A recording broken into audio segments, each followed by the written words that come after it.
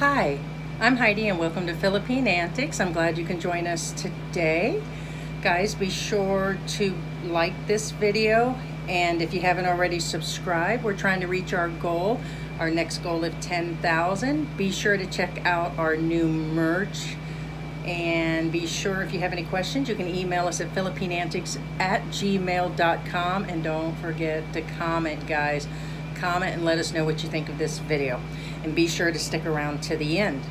Today we're going to talk about an update of the cons and the pros of the Philippines, and I'm going to wrap it up all in one.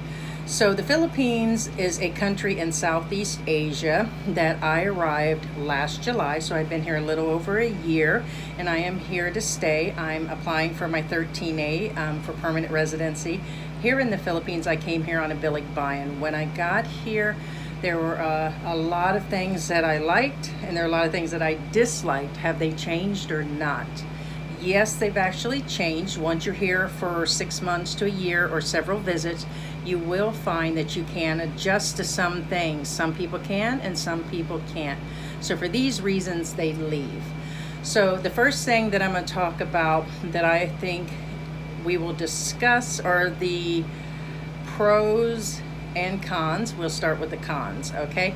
So food choices here can be both a pro and a con for some people. I was happy to see the food when I got here after being in Mexico and got tired of the fast food in the restaurants in the United States.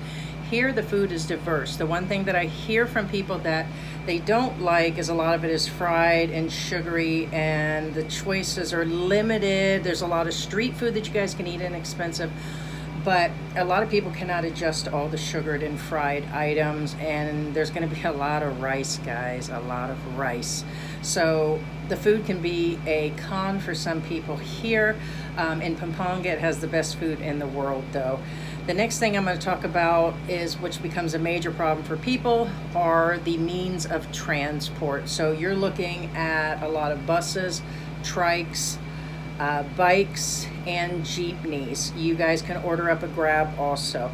But the common transport here are motorbikes, e-bikes, and jumping on jeepneys, which is fairly inexpensive. I think it's like a half a US dollar to get all over the place on a jeepney. But then you have the trikes that'll cost you a few hundred pesos.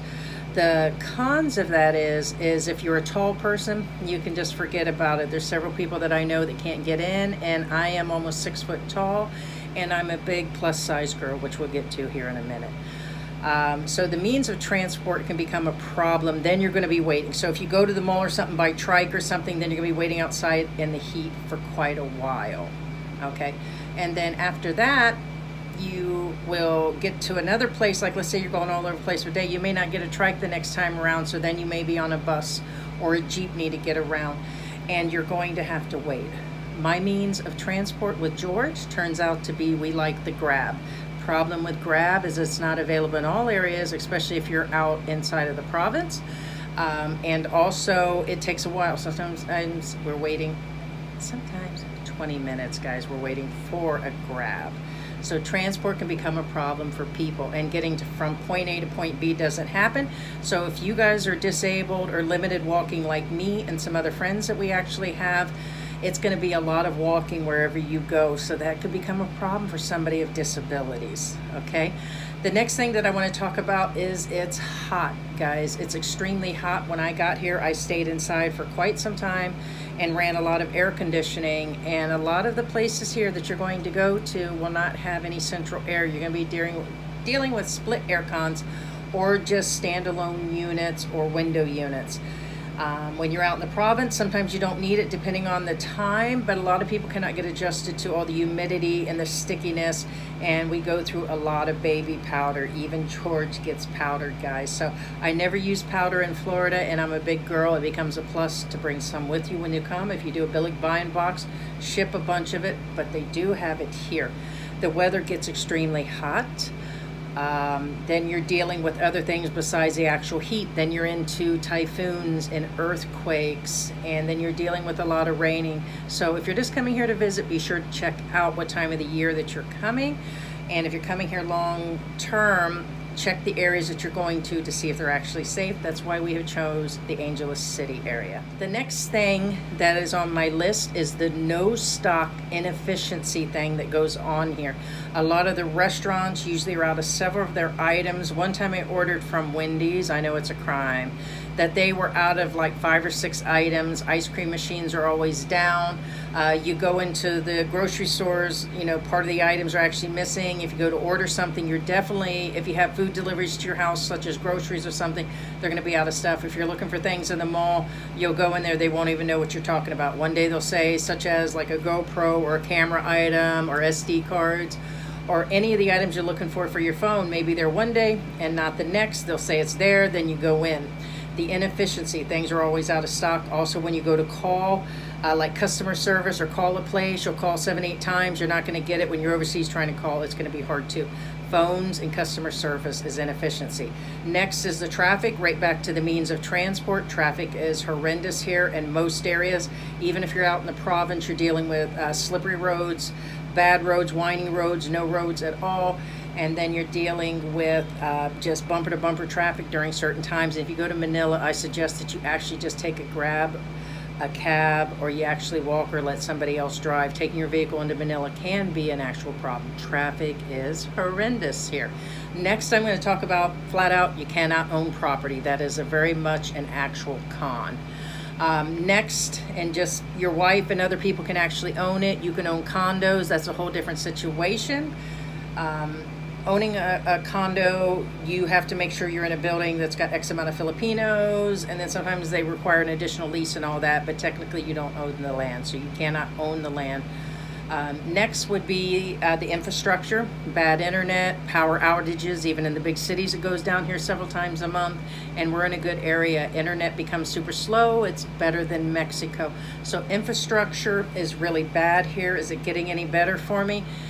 I've had more power outages in the last few months, especially with the heat. We're in extreme heat now, so you're going to have the brownouts, the blackouts, no internet depending on where you actually live. If you're more out in the province, you're actually going to be dealing with it. Infrastructure, buildings are not the same as what you're used to. People build them like certain ways. They don't have a lot of numbers, like street signs are actually missing. It's hard to find some of them. Google does actually work here, guys. Next thing I'm going to talk about is, as I already did, getting around. Getting around can be a problem. Point A to point B becomes a big problem for those of you that don't walk. If you can do a lot of walking, then it's really a good thing. But if you're disabled, getting around in a wheelchair, being disabled and all that, that can become a problem, such as like the setup of streets for sidewalks, for wheelchair ramps, all that. They're working on it. They did pass an amendment act to take care of things like this, and they're going to incorporate it. But Philippines has been found to be one of the least friendly countries in the world when it comes to access for disability. As far as being nice to the people, everybody is super friendly, super friendly. And I'll add more pros here to the end of this, guys. Next on my list, I'm going to be talking about how long to do a process is a very con. If you do something with your driver's license, it could take forever. You can ask somebody 5 times and you can go to a different office and get different answers. Receiving mail is a part of a process. It's hard to get mail here. You can have it, but it takes forever, it gets lost and everything else. I seem to have an okay situation going with deliveries of my Lazada. I order through Lazada. But as far as getting regular mail, it could take weeks, or a month or 2. So that becomes a problem. Processes here, whether you do it with the bank or anything else, it takes a lot of patience. You got to have patience here in the Philippines. So I'm learning that. So next would be a language barrier. Regardless of what anybody says, there is a major language barrier here, a lot of language barrier, and they'll act like they understand you, and it's a lot of yeses and everything, but there is a big language barrier even between your partner. So it's better than it was in some other countries that I've been to, and English is their prominent language here, but remember, they speak a different dialect in a lot of areas. There's a lot of languages going on here. All right, so language is a barrier, and size does matter here. If you're a plus size girl, plus size guy, you're a tall guy, it's gonna be hard getting into those jeepneys, into the trikes. The markets are super narrow. The mom and pop sorry stores are narrow. Even the grocery store lanes are a lot narrower, and the same with height. You know, I don't know how many times I've hit my head on top of a tarp. Toilets are really low to the ground. Doorways are super narrow in most houses and apartments. You guys are going to find that things are different for you according to where you actually live, and it will actually vary. But this is prominent among the expats to say that these are actually problems. Guys, just remember that we're keeping it real. We are the chinillas and the flip-flops on the ground, so we're just going to be straightforward with you. Again, be sure to comment. And the last thing that I was talking about earlier in some of my videos is dealing with poverty. Poverty is a real bad thing here. You're going to see it everywhere. You're going to see like broke down houses. You're going to see beggars on the street, homeless kids, homeless men and women. And there's going to be a lot of this going on. When me and George goes out, we usually have a few people in this city that ask us for money, and this does happen. Or within the poverty levels, you're going to have family members if you get married, your spouses, whether you're, you know, a woman coming here to get married or a male, you could have where people see you as only money. Foreigners always have money, and that's not true. A lot of us are on budgets and we don't have tons of money to give out, so we just use the no policy. So, do I have anything positive to say about the Philippines? Well, of course I do. It's a beautiful country as far as the beaches and things you can do like hiking, and they've got a lot of resorts, and they got a lot of friendly people. It's a beautiful place to come here on vacation. It's a beautiful place to come here and live. It is very, very inexpensive. Guys, it's good to come here and get your medical done. No matter what people say, medical is very inexpensive here, but be sure you have a fund before you come here set aside for medical emergencies, because insurance is another con, because a lot of it you got to pay up front, guys. There is, as I said, friendly people, and there is lots of great food, inexpensive housing. There is, like if you come here and you bring your kids, there's lots of good private schools that you can bring your kids to. They've got colleges here. You got BGC and Makati. There's like beautiful shopping. All the expensive malls that you would ever need are actually there. And that's another thing. Malls are a thing here. It's like being in the 80s, guys. Great malls that you can actually go to. So there's lots of great things to do here in the Philippines. There's a lot of things to think about if you're coming here to live or visit. Guys, again, be sure to contact us if you have any questions. Be sure to comment about what you think about this video. And we thank you for being here. And look at our description. There'll be about a lot of links in there, a lot of things about what we discussed. If you guys need anything, again, contact us. God bless you, and thank you for joining us today. As I always say, keep your heads up and your hearts open, and I will see you soon in the Philippines, guys. Bye. Have a great day.